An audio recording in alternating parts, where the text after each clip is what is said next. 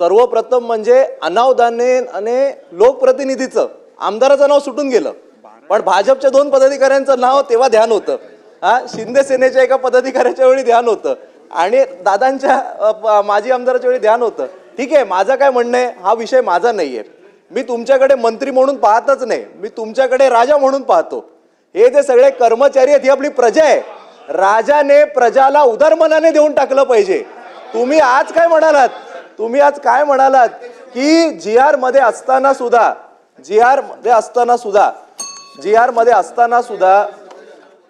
देसाई साहेब एकदा नाही दोनदा म्हणाले शिंदे सेना. केंद्रीय निवडणूक आयोगानं दिलेला निर्णय हा थोडासा तपासून बघा.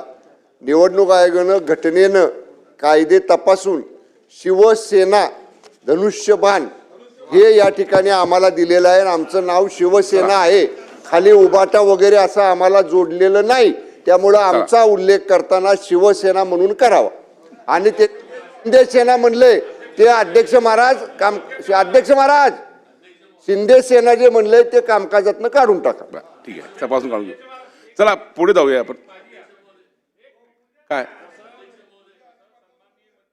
शिवसेनेच्या बाबतीमध्ये या ठिकाणी उल्लेख केला. सन्माननीय सदस्यांना माझी आपल्या मार्फत एक विनंती आहे की आमचाही पक्ष राष्ट्रवादी काँग्रेस पक्ष आहे, अजितदादा गट असं नका म्हणू.